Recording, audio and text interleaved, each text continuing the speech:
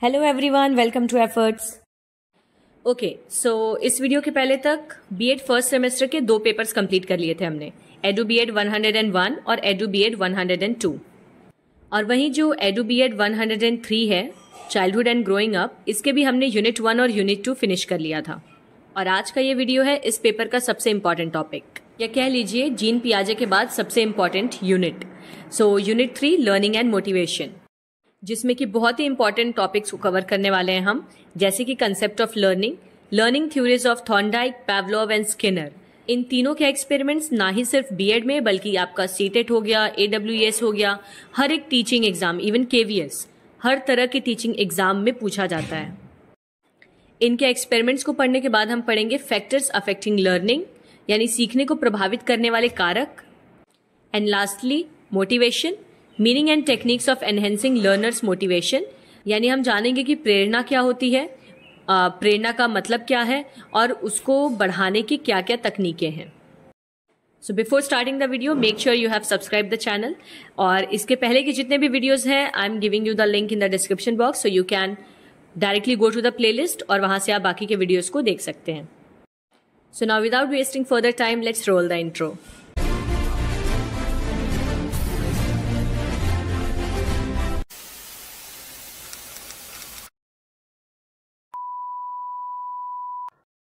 तो हमारा पहला टॉपिक है कंसेप्ट ऑफ लर्निंग, यानी सीखने की अवधारणा। तो इसका आंसर भी हम लिखना शुरू करेंगे इंट्रोडक्शन से। Learning is a multifaceted process that involves acquiring new knowledge, skills, behaviours, values और प्रेफरेंसेस।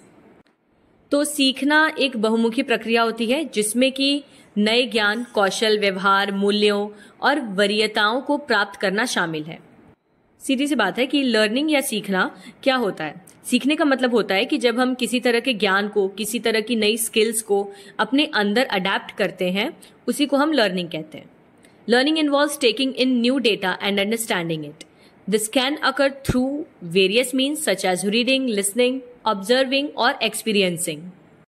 सीखने का मतलब होता है नए डेटा को लेना और उसे समझना, जिसको हम कई सारे अलग अलग तरीकों से कर सकते हैं, जैसे कि पढ़ के, सुन के, अवलोकन करके या फिर अनुभव करके। The concept of learning is fundamental to understanding how individuals and even machines adapt and grow. अब सीखने की प्रक्रिया हमारे लिए बहुत ज्यादा जरूरी इसलिए होती है ताकि हम ना सिर्फ मनुष्यों को बल्कि मशीनों को भी समझ सकें कि वो किस तरह से काम करती हैं या किस तरह से बढ़ती हैं या विकास करती हैं। Learning is generally defined as a relatively permanent change in behavior, knowledge, skills, attitudes or understanding that results from experience. सीखने का मतलब होता है कि ये हमारे ज्ञान, कौशल, दृष्टिकोण या फिर समझ में होने वाला एक ऐसा स्थायी परिवर्तन है जो कि अनुभव के माध्यम से होता है। यानी कि हमारे एक्सपीरियंसेस की वजह से हमारे बिहेवियर में, हमारी नॉलेज में, हमारे स्किल्स में, एटीट्यूड्स में जो भी चेंजेस आते हैं, जो भी परमानेंट चेंजेस आते हैं, उसी को लर्निंग कहा जाता है। चलिए अब इसके कुछ की कंपोनेंट्स जानते हैं। सबसे पहला है change. Learning involves a modification in how someone thinks, feels और acts. सीखना सीधा सीधा जुड़ा हुआ है परिवर्तन से, यानी जब भी हम किसी चीज को सीखते हैं तो उससे हमारे सोच में या जो हम महसूस करते हैं या जिस तरह से हम कार्य करते हैं, इन सभी चीजों में किसी ना किसी तरह का संशोधन होता है, यानी कुछ बदलाव आता है। तो चेंज लर्निंग का एक की कंपोनेंट है। इसके अलावा दूसरा है experience. This change is typically brought about by interactions with the environment, practice और study. अनुभव, ये परिवर्तन आमतौर पर पर्यावरण, अभ्यास या अध्ययन के साथ बातचीत के द्वारा लाया जाता है।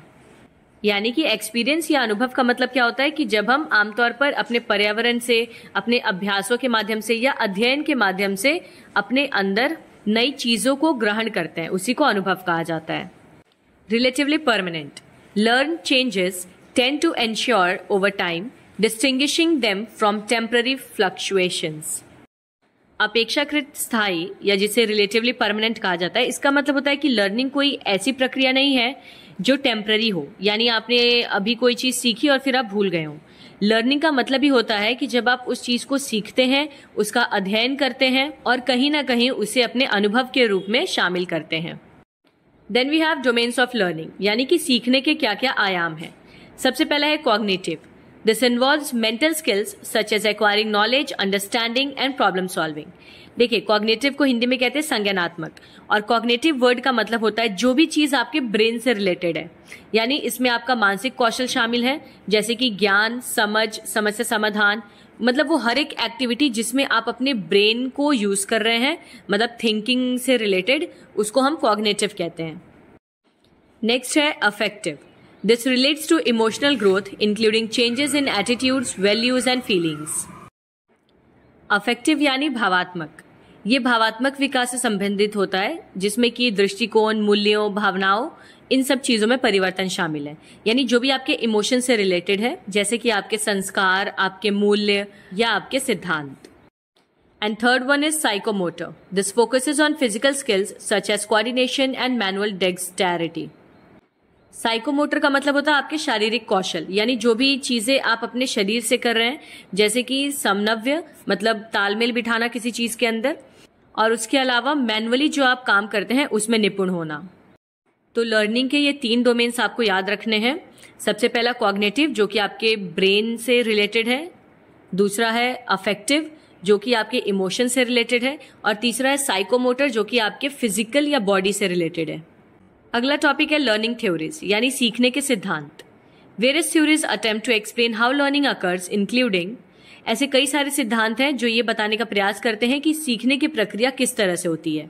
जैसे कि सबसे पहला है behaviourism, emphasizes observable behaviors and how they are shaped by environmental stimuli. Example, classical and operant conditioning. व्यवहारवाद आपके व्यवहार का आकलन करने पर जोर देता है कि किस तरह से आपके पर्यावरण में या वातावरण में होने वाली चीज आपके व्यवहार को प्रभावित करती है। इसका सबसे अच्छा उदाहरण है क्लासिकल एंड ऑपरेंट कंडीशनिंग। ये एक एक्सपेरिमेंट था, इसको भी हम आगे पढ़ेंगे, जिसको एक बहुत ही फेमस रशियन साइंटिस्ट ने दिया था, Ivan Pavlov. After behaviorism, we have cognitivism, which focuses on mental processes such as memory, perception and problem solving. जैसा कि अभी बताया मैंने कि कॉग्निटिव वर्ड का मतलब होता है संज्ञान, यानी कि आपका दिमाग। तो कॉग्निटिविज्म फोकस करता है आपकी मानसिक प्रक्रियाओं पर, जैसे कि स्मृति, धारणा या फिर समस्या समाधान। इसके बाद है constructivism, highlights the active role of learners in constructing their own understanding through experience and reflection. Construct करने का क्या मतलब होता है? निर्माण करना।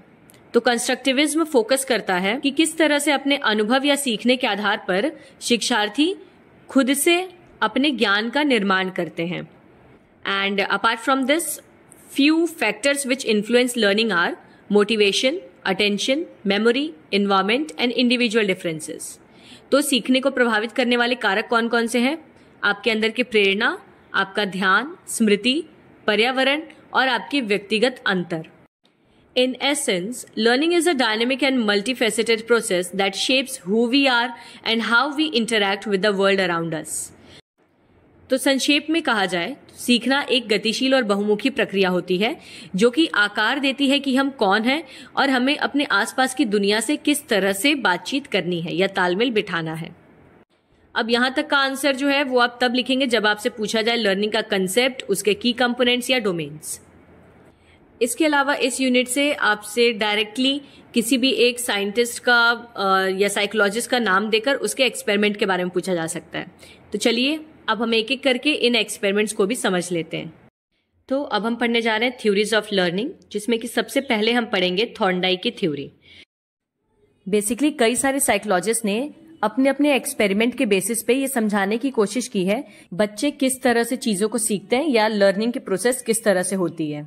तो सबसे पहले तो मैं आपको जल्दी से समझा देती हूँ कि इन्होंने एक्सपेरिमेंट में किया क्या था, और उसके बाद मैं आपको थ्योरी पोर्शन समझाऊंगी, यानी आपको उस एक्सपेरिमेंट को लिखना कैसे है। तो इनके एक्सपेरिमेंट को कैट और पजल बॉक्स से आपको याद रखना है। सबसे पहले थॉर्नडाइक ने एक पजल बॉक्स बनाया जिसमें कि इन्होंने बटन, लिवर या जिसे आप हैंडल कहते हैं, उस तरह का कुछ सेटअप लगा दिया था। फिर इस पजल बॉक्स में बिल्ली को रखकर बाहर वो उसके लिए खाना रख देते हैं। तो एज अ रिजल्ट बिल्ली कई बार उसे अंदर से खोलने की कोशिश करती है, इधर उधर हाथ पैर मारती है, और फिर फाइनली ऐसे करते करते वो लिवर को प्रेस कर देती है। लिवर को प्रेस करते ही दरवाजा खुल जाता है। थॉर्नडाइक उस बिल्ली को फिर से केज में बंद करते हैं और इसी एक्सपेरिमेंट को वो बार बार रिपीट करते हैं।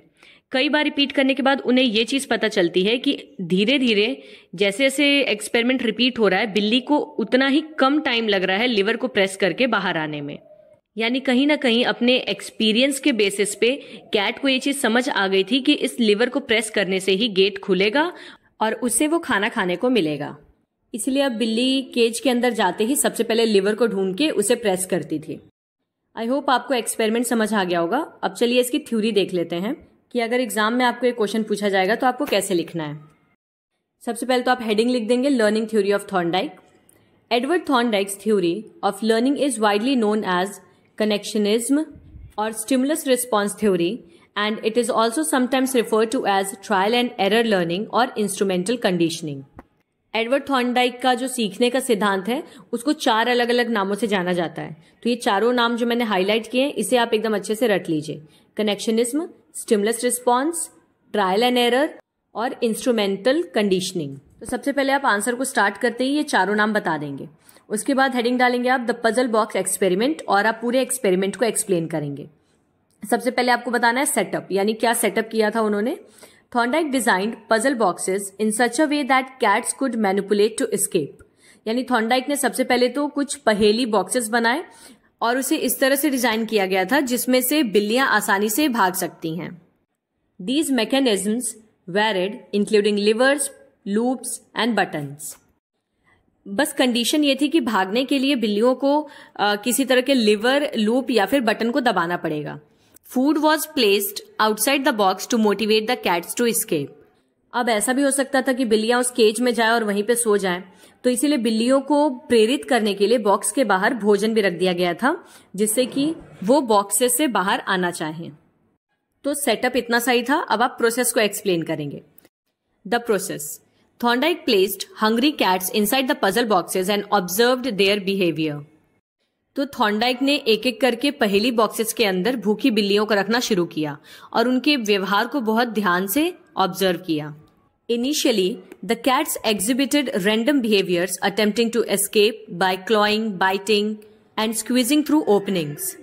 तो शुरुआत में तो बिल्लियों ने कुछ खास ऐसा व्यवहार प्रदर्शित नहीं किया, मतलब एकदम कॉमन बिहेवियर शो कर रही थी। वो अंदर से अपने नाखूनों से खरोच के या फिर दांत से काट के किसी तरह से वो उस केज को तोड़ के निकलने की कोशिश कर रही थी। Eventually through chance a cat would manipulate the correct mechanism and escape. और आखिरकार बहुत सारी कोशिशें करने के बाद एक ऐसा टाइम आया जब बिल्ली को उस दरवाजे को खोलने का सही तरीका पता चल गया, यानी लिवर को प्रेस करके। Thorndike meticulously recorded the time it took for the cats to escape on each trial. फिर थॉर्नडाइक ने बहुत ही सावधानी पूर्वक हर एक परीक्षण को रिकॉर्ड किया कि हर एक एक्सपेरिमेंट के दौरान उन बिल्लियों को कितना समय लग रहा है उस लिवर को प्रेस करके दरवाजे से बाहर निकलने में। He then repeated the experiment many times। और यही सेम प्रोसीजर थॉर्नडाइक ने कई बार दोहराया। तो ये तो था पूरा process. Now let's see what are the findings, मतलब उन्हें क्या क्या चीजें पता चली इस एक्सपेरिमेंट से। Thorndike observed that over repeated trials the cat gradually decreased the time it took to escape. Thorndike ने देखा कि बार बार परीक्षणों को दोहराने से बिल्लियों ने धीरे धीरे जो बाहर निकलने का समय था उसको कम कर दिया। यानी स्टार्टिंग में हो सकता है उस बिल्ली को 5 मिनट से 7 मिनट लगे हों लिवर को प्रेस करके निकलने में। दूसरी बार में वो टाइम रिड्यूस हो गया 4 मिनट तक, तीसरी बार में और कम हो गया, और ऐसे करते करते जितने बार वो इस एक्सपेरिमेंट को रिपीट कर रहे थे वो बिल्लियां बहुत ही कम टाइम में, यानी अब क्या हो रहा था कि वो सीधा उस केज में जाती थी और तुरंत पहले लिवर को ढूंढ के प्रेस करके बाहर आ जाती थी। They learn to associate the specific action that is pulling a lever with the positive outcome that is escaping and getting food. तो बिल्लियों ने किसी एक विशिष्ट कार्य को, जैसे कि लिवर को खींचना, इसको जोड़ लिया था सकारात्मक परिणाम से, यानी कि खाना मिलना या फिर उस केज से बाहर जाना। आपको ये चीज समझ आ रही होगी कि इनकी थ्योरी को कनेक्शनिज्म क्यों कहते हैं, क्योंकि इन्होंने बताया कि किस तरह से जब इंसान या बच्चा बार बार एक ही चीज को रिपीट करता है और उसे उस एक्शन के बदले में कोई पॉजिटिव रिस्पॉन्स मिल रहा होता है तो वो उन दोनों चीजों को कनेक्ट कर लेता है। जैसे कि बिल्ली ने रिलेट किया कि लिवर को खींचने पे मुझे खाना मिल रहा है, तो फूड लिवर से कनेक्टेड है। He concluded that learning occurred through a process of trial and error where successful behaviors were stamped in and unsuccessful behaviors were stamped out।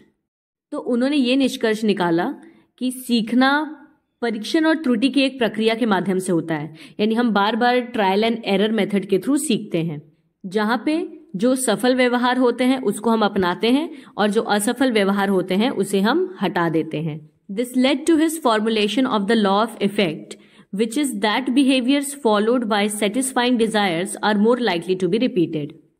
और इसी एक्सपेरिमेंट की वजह से उन्होंने प्रभाव का जो कानून है यानी लॉ ऑफ इफेक्ट उसको जनरेट किया। कहने का मतलब यह है कि अगर किसी एक्शन से आपकी कोई डिजायर या इच्छा पूरी हो रही है तो आप बार बार उस एक्शन को रिपीट करते हैं in order to get the things which you want. अब इसका सिग्निफिकेंस जानते हैं क्या है। Thorndike's puzzle box experiments provided empirical evidence for this theory of connectionism। तो थॉर्नडाइक की ये जो सोच थी कनेक्शनिज्म वाली, इसको पूरी तरह से साबित करती है उनकी ये पजल बॉक्स वाली theory. They demonstrated that learning could be objectively studied through observable behaviors। इससे हमें यह भी पता चलता है कि किस तरह से हम किसी के सीखने का आकलन कर सकते हैं, बस उसके व्यवहार को ध्यान से देख के या उसका निरीक्षण करके। In essence, the puzzle box experiments demonstrated that animals learn through a process of trial and error and that the consequences of their actions play a crucial role in shaping their behavior। संक्षेप में कहा जाए तो पहेली box के प्रयोगों ने ये प्रदर्शित किया है कि जानवर परीक्षण और त्रुटि की एक प्रक्रिया के माध्यम से सीखते हैं और उनके द्वारा किए गए कार्यों के जो परिणाम होते हैं वो उनके व्यवहार को आकार देने में महत्वपूर्ण भूमिका निभाते हैं। यानी किसी एक प्रॉब्लम को सॉल्व करने के लिए इंसान कई सारे मेथड्स ट्राई करता है, उसमें बार बार एरर्स आते हैं और फिर फाइनली कोई एक ऐसा मेथड होता है जो कि सक्सेसफुल हो जाता है। तो उस सक्सेसफुल मेथड को ही या एक्शन को ही वो बार बार रिपीट करता है जिससे कि उसे सक्सेस मिली थी। हेंस उसने एक नई चीज सीखी जिससे कि उसके व्यवहार में बदलाव आया। तो एग्जाम में आपको बिल्कुल इसी तरह से लिखना है इस आंसर को। अगले जो साइकोलॉजिस्ट थे उनका नाम था इवान पेवलोव। तो अब हम पढ़ेंगे लर्निंग थ्योरी ऑफ पेवलोव। तो चलिए सबसे पहले हम इनके एक्सपेरिमेंट को समझ लेते हैं, इन्होंने एक्सपेरिमेंट में किया क्या था, और उसके बाद हम थ्योरी पोर्शन जानेंगे, यानी कि इस आंसर को आपको लिखना कैसे है। तो इस एक्सपेरिमेंट में सबसे पहले पेवलोव एक डॉग को लेते हैं, उसके सामने खाना रखते हैं और वो उसका नॉर्मल बिहेवियर ऑब्जर्व करते हैं कि खाना देखते ही वो डॉग सेलिवेट करना यानी कि उसके मुंह से लार टपकना शुरू हो जा रहा है। इसके बाद वो उस डॉग के सामने एक बेल बजाते हैं, लेकिन बेल की आवाज सुनकर उस कुत्ते का कोई रिस्पॉन्स नहीं होता। फिर वो क्या करते हैं, उस डॉग को खाना देते हैं और उसके साथ ही बेल बजाते हैं, तो वो डॉग खाने को देखकर सेलिवेट करना शुरू कर देता है।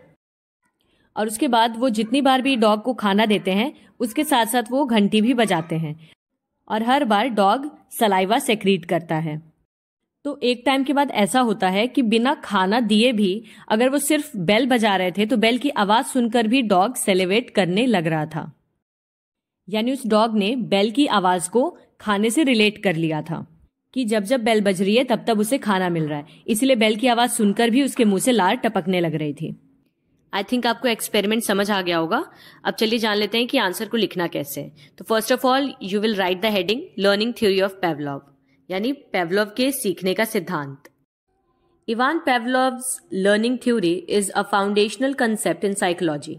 Ivan Pavlov's theory is known as classical conditioning और कंडीशनल रिस्पॉन्स थ्योरी या फिर CR थ्योरी। पेवलोव का सीखने का सिद्धांत मनोविज्ञान में एक बहुत ही मूलभूत अवधारणा है और इनके सिद्धांत को classical conditioning, conditional response theory या फिर CR थ्योरी के नाम से भी जाना जाता है। Which is a learning theory that explains how a neutral stimulus can be associated with a behavior. Pavlov was a Russian psychologist who conducted experiments with dogs to study classical conditioning.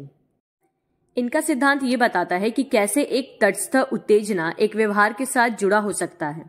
सबसे पहले तो आप stimulus और response का मतलब समझिए। आपने class 10th में ये चीज पढ़ी होगी, स्टिमुलस रिस्पॉन्स थ्योरी। तो स्टिमुलस का मतलब होता है कोई ऐसा एक्शन जो आपको किसी तरह का रिएक्शन शो करने के लिए मजबूर करे। तो स्टिमुलस मतलब उत्तेजक, जो आपको उत्तेजित करे, और उसके बदले में जो आप रिएक्शन दे रहे हैं उसको कहा जाता है रिस्पॉन्स, यानी आपकी प्रतिक्रिया। तो इनका सिद्धांत ये बताता है कि कैसे एक रैंडम स्टिमुलस को जोड़ा जा सकता है किसी एक व्यवहार से। अभी हम आगे इसको अच्छी तरह से समझेंगे। पेवलोव एक रूसी फिजियोलॉजिस्ट थे जिन्होंने क्लासिकल कंडीशनिंग का अध्ययन करने के लिए कुत्तों के साथ प्रयोग किया था। अब क्लासिकल कंडीशनिंग का मतलब समझते हैं। Classical conditioning is a learning process where a neutral stimulus becomes associated with a naturally occurring stimulus, eventually extracting a similar response. Essentially, it is learning by association. तो क्लासिकल कंडीशनिंग ये एक सीखने की प्रक्रिया है जहां पर एक तटस्थ उत्तेजना यानी एक रैंडम स्टिमुलस को एक स्वाभाविक रूप से होने वाली उत्तेजना के साथ जोड़ा जाता है। अंततः एक समान प्रतिक्रिया निकालने की कोशिश की जाती है इसमें, और कुल मिलाजुलाकर कहा जाए तो क्लासिकल कंडीशनिंग का मतलब होता है जोड़कर सीखना। इसके बाद हम लिखेंगे की कंपोनेंट्स, यानी इनके एक्सपेरिमेंट में यूज होने वाले कुछ इंपॉर्टेंट टर्म्स। सबसे पहला है UCS, unconditioned stimulus, a stimulus that naturally and automatically triggers a response, for example food. बिना शर्त उत्तेजना यानी यूसीएस ये एक उत्तेजना होती है जो स्वाभाविक रूप से और स्वचालित रूप से एक प्रतिक्रिया को ट्रिगर करती है। जैसे कि मैंने आपको बताया, स्टिमुलस का मतलब होता है कोई भी ऐसा एक्शन जो आपको रिएक्शन देने पे मजबूर करे। तो अनकंडीशन स्टिमुलस का मतलब है एक ऐसा स्टिमुलस जिस पे किसी तरह की कंडीशन ना लगाई गई हो, वो नेचुरली ऐसा स्टिमुलस हो जो कि किसी एक प्रक्रिया को उत्तेजित करे, ट्रिगर करे। जैसे कि खाना, डॉग के सामने खाना लाते ही वो नेचुरली सैलिवेट कर रहा था, इसमें पेवलोव के द्वारा किसी भी तरह की छेड़छाड़ नहीं की गई। इसके बाद है अनकंडीशन्ड रिस्पॉन्स यानी UCR, the natural automatic response to the UCS, for example salivation to food.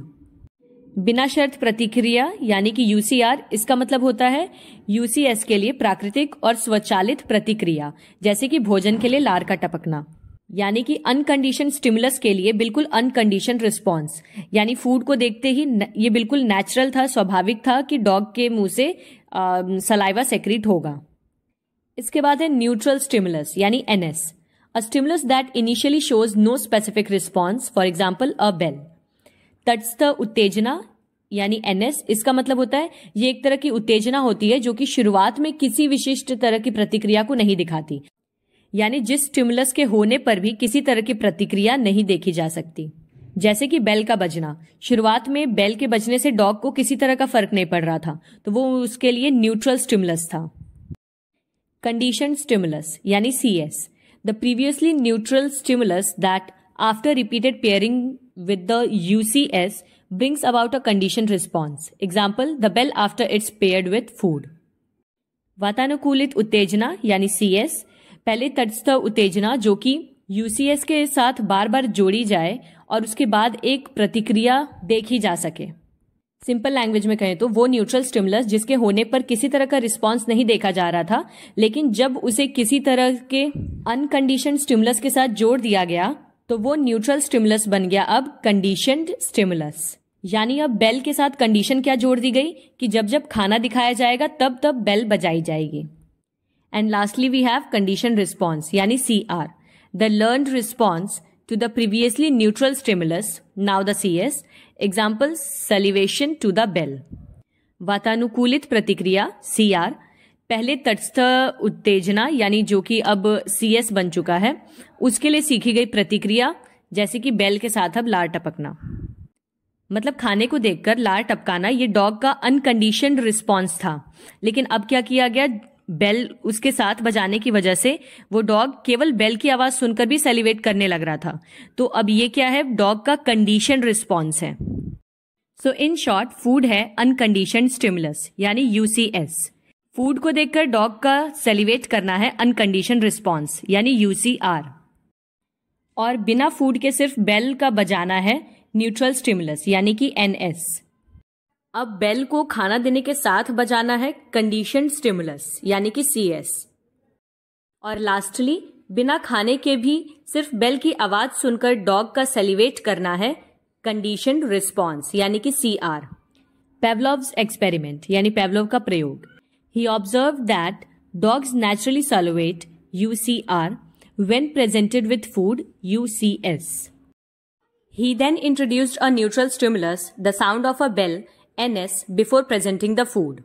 यानी उन्होंने देखा कि भोजन, जिसे कि हम यूसीएस कह रहे हैं, उसको प्रस्तुत करते ही जो कुत्ता है वो स्वाभाविक रूप से लार टपकाने लग रहा था, जिसे कि हम यूसीआर कह रहे हैं। फिर उन्होंने देखा कि भोजन को पेश करने से पहले जब वो घंटी बजा रहे थे, यानी कि एनएस, तब डॉग किसी तरह का रिस्पॉन्स शो नहीं कर रहा था। After repeated pairings the dogs began to salivate CR at the sound of the bell CS alone. फिर बार बार घंटी को खाना देने से पहले बजाने पर डॉग ने अब सिर्फ घंटी की आवाज सुनकर भी सैलिवेट करना शुरू कर दिया था। की ऑब्जर्व्ड फिनोमिना, अब उनकी ऑब्जर्वेशन के बारे में जानते हैं। Acquisition, the initial stage of learning where the association between the NS and UCS is formed. Acquisition यानी कि अधिग्रहण, सीखने का जो प्रारंभिक चरण होता है जहां पे एनएस और यूसीएस के बीच में संबंध बनता है। जैसे कि डॉग ने ये एक्वायर कर लिया कि फूड और बेल आपस में रिलेटेड हैं। फिर है extinction, the weakening of the CR when the CS is repeatedly presented without the UCS. यहाँ पे सीआर की जगह पे यूसीआर होगा, ठीक है, इसको करेक्ट कर लीजिएगा। विलुप्त, इस चरण में क्या होता है कि जो यूसीआर है वो धीरे धीरे कमजोर हो जाता है, यानी कि विलुप्त हो जाता है। जब सीएस को बार बार यूसीएस के साथ जोड़कर प्रेजेंट किया जाता है तो जो अनकंडीशनड रिस्पॉन्स है वो कमजोर हो जाता है और उसके बदले में जो कंडीशन रिस्पॉन्स है वो स्ट्रांग हो जाता है। यानी अब सिर्फ बेल की आवाज सुनकर भी जो डॉग है वो सेलिब्रेट करेगा। Spontaneous recovery, the reappearance of the CR after a pause even after extinction has occurred. Spontaneous recovery में यानी जब फूड को कंप्लीटली हटा दिया गया था और सिर्फ बेल के बजने पे भी रिस्पॉन्स मिल रहा था, तो वो है spontaneous recovery. Stimulus generalization, the tendency to respond to stimuli similar to the CS, यानी CS से मिलते जुलते उत्तेजनाओं पर भी जवाब देना। Stimulus discrimination, the ability to differentiate between the CS and other similar stimuli, उत्तेजना भेदभाव यानी CS और उससे मिलते जुलते जो उत्तेजनाएं हैं उनके बीच में अंतर कर पाने की क्षमता। ये की ऑब्जर्व फिनोमिना इतना इंपॉर्टेंट नहीं है, बस मैंने ऐसे ही जनरल नॉलेज के लिए बता दिया। आपको बस यूसीआर, सीएस इन सब का फुल फॉर्म याद रखना है और उसके अलावा जो इनके एक्सपेरिमेंट था वो याद रखना है। In essence Pavlov's work revealed how organism learn to associate stimuli in their environment shaping their behaviour. Pavlov के इस प्रयोग से हमें ये पता चलता है कि कैसे एक जीव अपने वातावरण में उन सभी उत्तेजनाओं को जोड़ना सीखता है जो कि उसके व्यवहार को आकार देती हैं। Basically he demonstrated that how behaviour can be learn through association, यानी कैसे हम एक स्टिमुलाई को दूसरे से जोड़कर किसी एक बिहेवियर को सीख सकते हैं। जैसे कि अगर डॉग को ये सिखाना था कि बेल बजने पे उसे सेलिब्रेट करना है, तो इसको सिखाने के लिए हमने फूड का सहारा लिया। हमने बेल को और फूड को आपस में जोड़ा जिससे कि एक नया बिहेवियर हम डॉग को सिखा पाए। ध्यान दीजिएगा कि ये सारे एक्सपेरिमेंट्स भले ही एनिमल्स पे हो रहे हैं, बट कहीं ना कहीं ये इंसानों के सीखने के तरीके को भी दर्शाते हैं।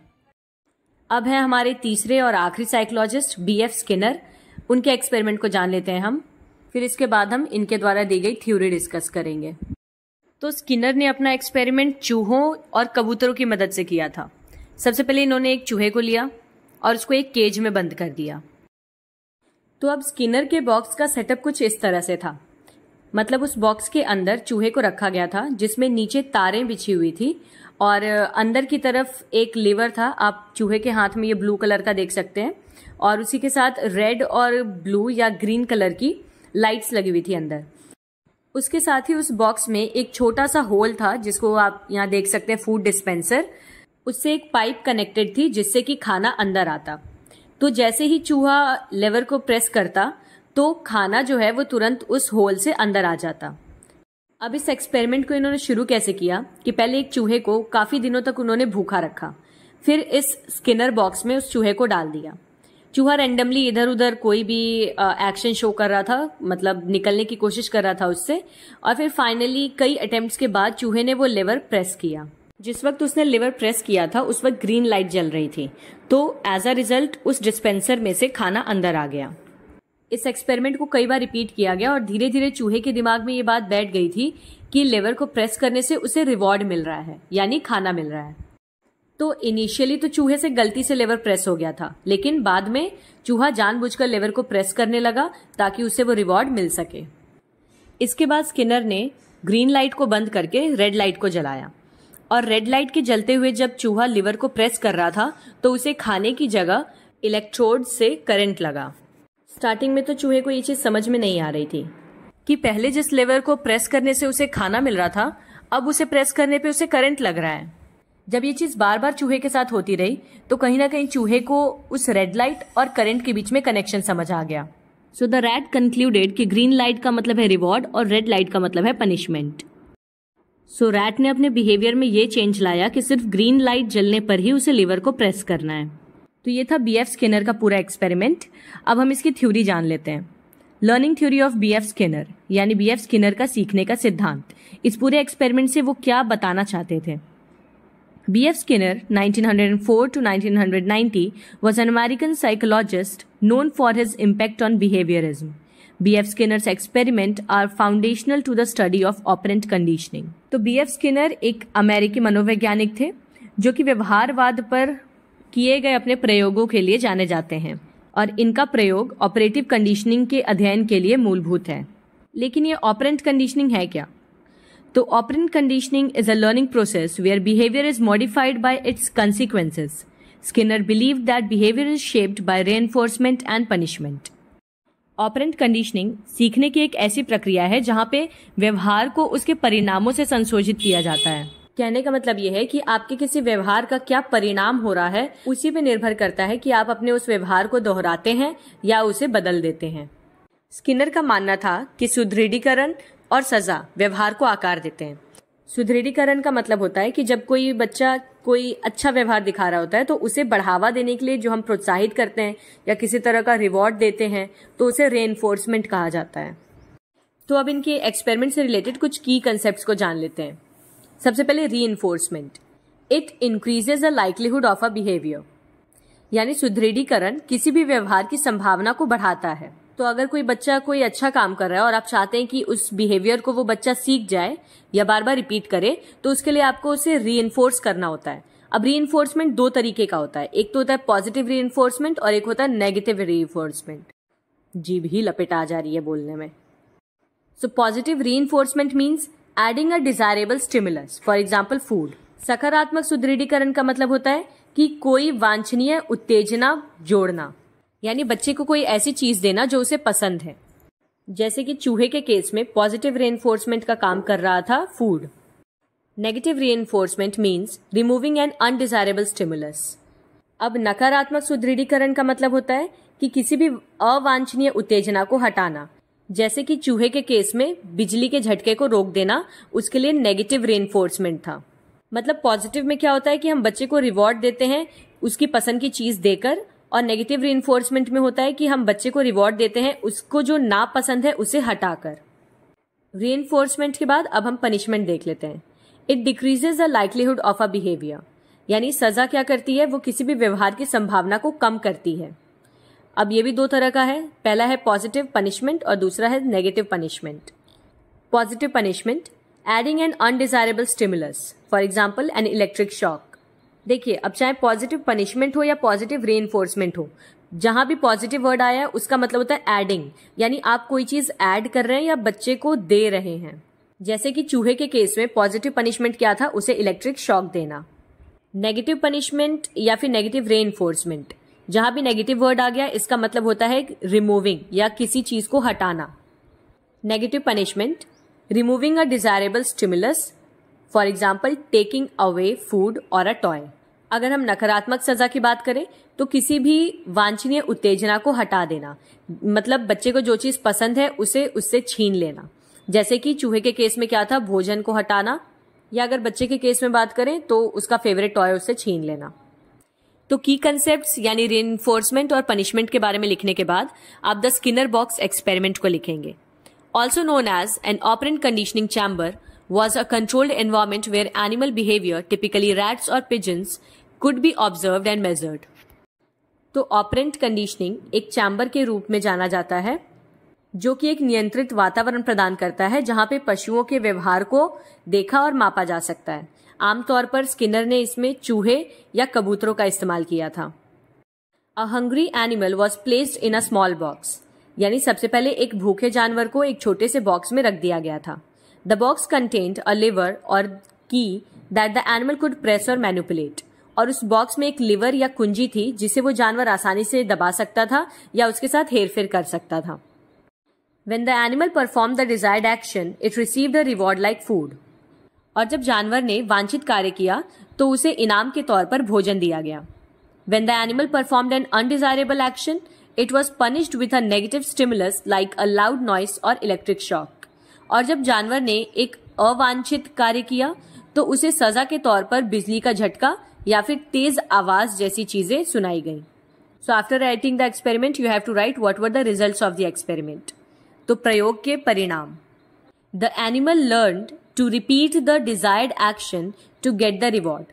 यानी जानवर ने इनाम पाने के लिए वांछित कार्य को दोहराना सीख लिया था। उसे पता चल गया था कि अगर उसे इनाम चाहिए तो उसे वो कार्य बार बार करते रहना पड़ेगा। The animal reduced the undesired behavior. जानवर को यह भी समझ आ गया था कि अगर उसे सजा नहीं चाहिए तो जो अवांछित कार्य है, अनडिजायर्ड बिहेवियर, उसे कम करना पड़ेगा। The experiment demonstrated how animals learn through rewards and punishments. इस प्रयोग ने यह प्रदर्शित किया कि कैसे जानवर पुरस्कार और दंड के माध्यम से नए व्यवहार को सीखते हैं। The experiment supported Skinner's theory of operant conditioning. और इस प्रयोग ने स्किनर के संचालक कंडीशनिंग के सिद्धांत को साबित कर दिया। In essence, Skinner's experiments demonstrated how consequences shape behavior, emphasizing the role of reinforcement and punishment in the learning process. संक्षेप में कहा जाए तो स्किनर के प्रयोगों ने यह दिखाया कि कैसे परिणाम व्यवहार को आकार देते हैं। उन्होंने सीखने की प्रक्रिया में सुदृढ़ीकरण और सजा की भूमिका पर जोर दिया। So that is it. ये एक्सपेरिमेंट्स यहीं तक थे।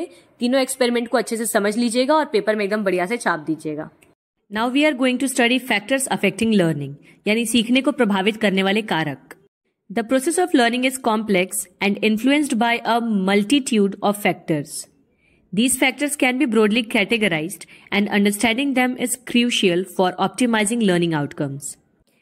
सीखने की प्रक्रिया बहुत ही जटिल प्रक्रिया है जो कि कई सारे कारकों से प्रभावित होती है और इन सभी कारकों को व्यापक रूप से वर्गीकृत किया गया है जिसे कि समझना बहुत ज्यादा जरूरी है ताकि हम सीखने के परिणामों को अच्छी तरह से समझ सकें।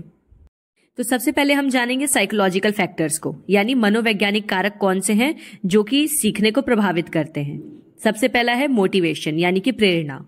इंट्रिंसिक मोटिवेशन, या जिसे हम इंटरनल ड्राइव भी कहते हैं, एंड एक्सट्रिंसिक मोटिवेशन, जिसे कि एक्सटर्नल रिवॉर्ड्स भी कहते हैं, बोथ प्ले सिग्निफिकेंट रोल्स।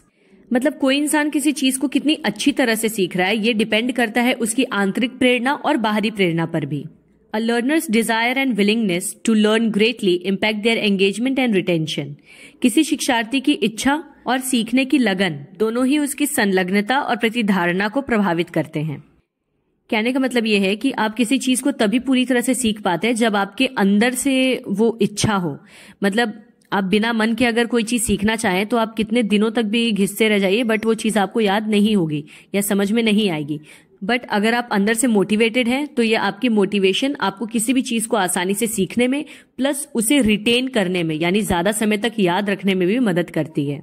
तो मोटिवेशन एक बहुत ही बड़ा रोल प्ले करता है। इसके बाद है कॉग्निटिव एबिलिटीज। मोटिवेशन के अलावा साइकोलॉजिकल फैक्टर्स में से कॉग्निटिव एबिलिटीज भी बहुत बड़ा रोल प्ले करती हैं।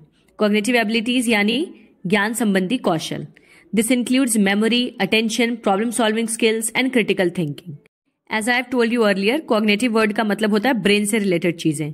तो अगर आपकी मेमोरी अच्छी है, आपका ध्यान अच्छा है, समस्या समाधान की कौशल आपके अंदर है, ये सभी चीजें भी आपकी लर्निंग को अफेक्ट करती हैं।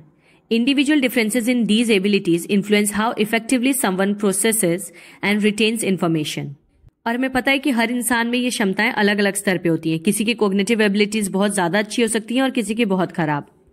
तो आप किसी चीज को कितना जल्दी सीख पाते हैं, कितना ज्यादा टाइम तक उसे याद रख पाते हैं, इस पे भी डिपेंड करता है कि आपकी लर्निंग कितनी अच्छी या खराब होगी। तीसरा साइकोलॉजिकल फैक्टर है emotional state. Emotions like anxiety, stress and fear can hinder learning, while positive emotions like enthusiasm and curiosity can enhance it. अगर हम किसी इंसान के भावात्मक स्थिति की बात करें तो अगर वो बहुत ज्यादा चिंता करने वाला, बहुत तनाव में रहने वाला या बहुत ज्यादा भयभीत रहने वाला इंसान है जो अपनी भावनाओं पे किसी तरह का नियंत्रण नहीं रख पाता, तो इस तरह की भावनाएं उसके सीखने में बाधा बन सकती हैं। जबकि वहीं दूसरी तरफ अगर उसके अंदर बहुत ज्यादा उत्साह है, जिज्ञासा है, तो ये सभी भावनाएं सकारात्मक रूप से काम करती हैं और उसके सीखने को और ज्यादा बढ़ा सकती हैं। Emotional regulation is crucial for effective learning, यानी प्रभावी तरीके से सीखने के लिए अपनी भावनाओं को पूर्ण रूप से संचालित करना या कह लीजिए उस पर नियंत्रण रखना बहुत जरूरी होता है। नेक्स्ट है लर्निंग स्टाइल्स, सीखने की शैलियां। Individuals have different preferences for how they learn. Example given: visual, auditory and kinesthetic. हर एक व्यक्ति की अलग अलग प्राथमिकताएं होती हैं कि वो किस तरह से सीखते हैं। कुछ लोगों को देख के ज्यादा अच्छे से समझ आता है, कुछ लोगों को सुन के आता है, तो वहीं कुछ लोग फिजिकल एक्टिविटीज के थ्रू ज्यादा आसानी से सीख पाते हैं। Tailoring teaching methods to accommodate these styles can improve comprehension.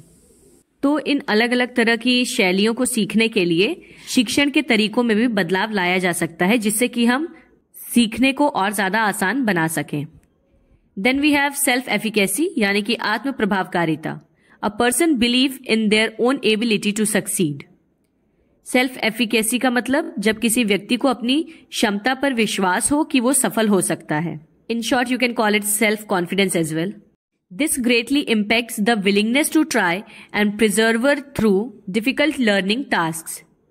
ये हमारे किसी भी कार्य को सीखने की जो इच्छा होती है उसे बहुत ज्यादा प्रभावित करता है और उसके साथ ही और ज्यादा मुश्किल से मुश्किल चीजों को भी टैकल करने में स्ट्रेंथन करता है। तो ये तो थे सब साइकोलॉजिकल फैक्टर्स। अब हम जानेंगे एनवायरमेंटल फैक्टर्स, यानी वातावरणीय कारक, जिसमें कि सबसे पहला है फिजिकल एनवायरनमेंट। आपका जो भौतिक वातावरण है वो किस तरह से प्रभावित करता है आपके सीखने को। Factors like noise levels, lightning, temperature and the availability of resources can significantly impact concentration and focus. यानी आप जिस वातावरण में सीख रहे हैं वहां पे शोर का स्तर कैसा है, अगर बहुत ज्यादा आवाज आ रही है, या अगर प्रकाश की व्यवस्था कैसी है, मतलब लाइटिंग अच्छी नहीं है वहां पे, तापमान बहुत ज्यादा ठंडा या गर्म है, या फिर जो उपलब्ध संसाधन है वो आपके लिए पर्याप्त नहीं है, तो ये सभी चीजें आपके सीखने को प्रभावित करती हैं। A comfortable and conducive learning environment is essential. तो एक आरामदायक और अनुकूल सीखने का वातावरण आपके लिए आवश्यक है। फिर है सोशल एनवायरनमेंट, यानी सामाजिक वातावरण। Interactions with peers, teachers and family members can influence learning. Obvious सी बात है कि आपके साथियों के साथ, आपके शिक्षकों के साथ या परिवार के किसी भी सदस्य के साथ आपकी बातचीत किस तरह से हो रही है या आपके रिश्ते कैसे हैं, उससे भी काफी ज्यादा प्रभाव पड़ता है आपके सीखने पर। अगर आपका सारा सोशल सराउंडिंग बहुत ही अच्छा है या आप हेल्दी रिलेशनशिप में हैं, तो उससे आपकी लर्निंग भी पॉजिटिवली अफेक्ट होती है। और वहीं अगर स्कूल में या दोस्तों के बीच या फिर परिवार में बहुत ज्यादा कलेश चल रहा है तो आप सही से पढ़ भी नहीं पाएंगे। Supportive social relationships and a positive classroom climate are crucial. तो एक सहायक सामाजिक संबंध और एक सकारात्मक कक्षा का माहौल बहुत ही ज्यादा महत्वपूर्ण है। नेक्स्ट है सोशियो इकोनॉमिक बैकग्राउंड, यानी सामाजिक आर्थिक पृष्ठभूमि। Access to resources, educational opportunities and a supportive home environment can vary depending on socio economic status. आपकी सामाजिक या आर्थिक स्थिति पे निर्भर करता है कि आपके पास कितने और किस तरह के संसाधन मौजूद हैं, या आपको कितने शैक्षिक अवसर प्राप्त होते हैं, और या फिर आपके घर का वातावरण आपके लिए अनुकूल और सहायक है या नहीं। These disparities can affect learning outcomes. ये सभी असमानताएं आपके सीखने के परिणामों को प्रभावित कर सकती हैं। ओवरऑल कहा जाए तो आप कैसे बैकग्राउंड से बिलोंग करते हैं इस पे भी डिपेंड करता है कि आपकी लर्निंग कैसी होगी। अब सोशल फैक्टर्स के बाद है एजुकेशनल फैक्टर्स, यानी शैक्षिक कारक। Teaching methods, effective teaching strategies such as active learning, interactive activities and differentiated instruction can enhance engagement and comprehension. The quality of instruction plays a vital role in learning. अगर हम शैक्षिक कारकों की बात करें तो सबसे ज्यादा इसमें प्रभावी कारक जो है वो है शिक्षण के तरीके, यानी किस तरीके से बच्चों को सिखाया जाता है। जैसे कि जो प्रभावी शिक्षण रणनीतियां होती हैं, जैसे कि सक्रिय शिक्षण, इंटरैक्टिव गतिविधियां या फिर विभेदित निर्देश, ये सभी बच्चों की समझ और उनकी संलग्नता को बढ़ा सकती हैं। निर्देश की गुणवत्ता सीखने में महत्वपूर्ण भूमिका निभाती है, यानी किस तरीके से आप बच्चे को सिखा रहे हैं इसी पे डिपेंड करता है कि बच्चा कितनी अच्छी तरह से सीखेगा। अगला है curriculum. A well designed and relevant curriculum can facilitate meaningful learning.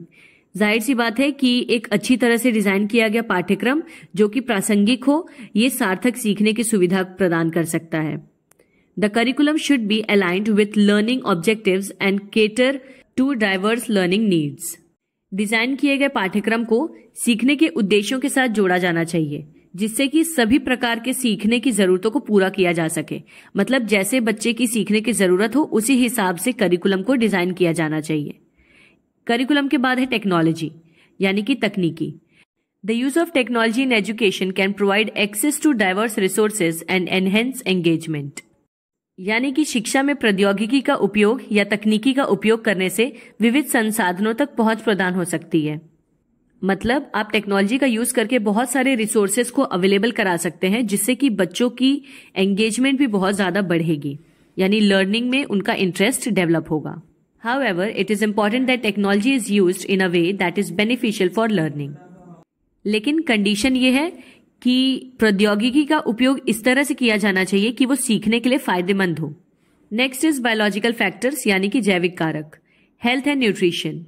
Physical health including adequate sleep and nutrition is essential for optimal cognitive function. जाहिर सी बात है कि आपका स्वास्थ्य और आपको मिलने वाला पोषण भी आपके सीखने में बहुत ही महत्वपूर्ण भूमिका निभाता है। जैसे कि अगर आपको पर्याप्त नींद मिल रही है और उसके साथ ही आपके शरीर में पोषण भी भरपूर है, तो ये आपके सीखने की प्रक्रिया को सकारात्मक रूप से प्रभावित कर सकता है। जैसे कि आपने सुना होगा ना कि स्वस्थ शरीर में ही स्वस्थ मस्तिष्क का निवास होता है, तो ऑब्वियसली अगर आप फिजिकली हेल्दी हैं तो आपकी लर्निंग भी इफेक्टिव होगी। Health issues can interfere with concentration and learning. जाहिर सी बात है कि आपका खराब स्वास्थ्य आपकी एकाग्रता या फिर आपके सीखने में बाधा डाल सकता है। In essence, learning is a multifaceted process influenced by a complex interplay of internal and external factors. Recognizing and addressing these factors can help create more effective and equitable learning experiences. तो देखा जाए तो सीखना एक बहुमुखी प्रक्रिया होती है जो कि आंतरिक और बाहरी दोनों कारकों से प्रभावित होती है।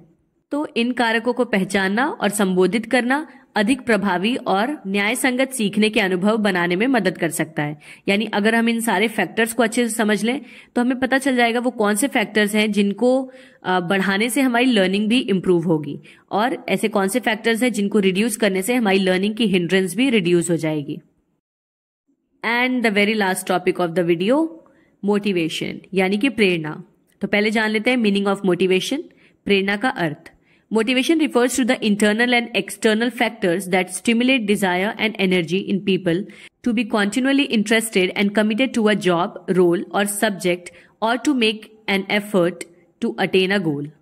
प्रेरणा का मतलब उन सभी आंतरिक या बाहरी कारकों से होता है जो कि लोगों की इच्छा और उनकी ऊर्जा को उत्तेजित करते हैं, जिससे कि अपनी नौकरी के लिए या अपनी जो भी भूमिकाएं हैं उसे निभाने के लिए या किसी लक्ष्य को प्राप्त करने के लिए उनके अंदर हमेशा रुचि बनी रहे। Motivation is a multifaceted concept that essentially refers to the forces that drive individuals to act. यानी प्रेरणा एक ऐसी बहुमुखी अवधारणा है जो कि अनिवार्य रूप से सभी बलों को संदर्भित करती है जो भी किसी व्यक्ति को कार्य करने के लिए प्रेरित करें। यानी वो सभी फैक्टर्स जो आपको किसी काम को करने के लिए मोटिवेट कर रहे हैं, मतलब प्रोत्साहित कर रहे हैं, उन सभी फैक्टर्स को प्रेरणा या मोटिवेशन कहा जाता है। It's the process that initiates, guides and maintains goal oriented behaviours. In other words, it explains why people do what they do. प्रेरणा एक ऐसी प्रक्रिया है जो कि किसी भी कार्य को शुरू करने, उस कार्य को करते रहने या किसी लक्ष्य को प्राप्त करने के लिए जो जरूरी व्यवहार हैं उसको बनाए रखने में मदद करती है। दूसरे शब्दों में प्रेरणा हमें ये बताती है कि लोग कोई काम अगर करते हैं तो उसे क्यों करते हैं। प्रेरणा यानी किसी काम को करने के पीछे की वजह। अब techniques for enhancing learners motivation, यानी शिक्षार्थियों की प्रेरणा को बढ़ाने के लिए क्या क्या तकनीकें हम अपना सकते हैं। सबसे पहली तकनीक तो है creating a positive learning environment, यानी एक सकारात्मक सीखने का माहौल बनाना, जिसमें कि सबसे पहले हम क्या कर सकते हैं, foster a sense of belonging, encourage peer interaction and group activities to build a supportive community, यानी अपनेपन की भावना को बढ़ावा देना, एक ऐसा सहायक समूह का निर्माण करना जिसमें कि सभी लोग आपस में मिलजुल कर पढ़ें और एक साथ सीखें। Establish trust, create a safe space where students feel comfortable taking risk and asking questions, यानी विश्वास को स्थापित करना। कहने का मतलब यह है कि एक ऐसा सुरक्षित स्थान बनाएं आप अपने कक्षा में जहां पे छात्र बिना किसी डर या झिझक के प्रश्न पूछने में बिल्कुल फ्री अपने आप को महसूस करें। Promote inclusivity, value diverse backgrounds and perspectives, यानी समावेशिता को बढ़ावा देना। हम हमेशा से पढ़ते आ रहे हैं बीएड में कि इंक्लूसिव लर्निंग कितनी ज्यादा इंपॉर्टेंट है, तो ये बहुत जरूरी है कि आप ऐसा माहौल बनाएं जिसमें अलग अलग विचारधारा के बच्चे एक साथ मिलकर सीख सकें। मेकिंग लर्निंग रेलेवेंट, यानी सीखने को प्रासंगिक बनाना। अब कैसे हम लर्निंग को रेलेवेंट बना सकते हैं, इसका पहला स्टेप तो है connect to real world applications, show students how the material relates to their lives and future goals, यानी वास्तविक दुनिया के अनुप्रयोगों से कनेक्ट करना। आप छात्रों को ये दिखाएं कि जो भी चीजें आप उन्हें सिखा रहे हैं वो किस तरह से उनके जीवन और उनके भविष्य के लक्ष्यों से संबंधित है। Incorporate student interest, tailor lessons and activities to align with student passions, यानी आप छात्रों के हितों को शामिल करें। बच्चों का जिन चीजों में हित है, जो चीजें उन्हें करना पसंद है, पढ़ना पसंद है, आप उन्हीं को पढ़ाने की कोशिश करिए जिससे कि लर्निंग में बच्चों का इंटरेस्ट बना रहे। Provide choice, allow students to select topics और projects giving them a sense of autonomy. आप बच्चों को कई सारे विकल्प प्रदान करें, जैसे कि मतलब छात्रों को परियोजनाओं में या फिर विषयों में चयन करने की अनुमति दें जिससे उन्हें सीखना बोझ ना लगे। अगला मेथड है promoting a sense of competence, यानी सामर्थ्य की भावना को बढ़ावा देना। Set clear and achievable goals, break down complex task into manageable steps.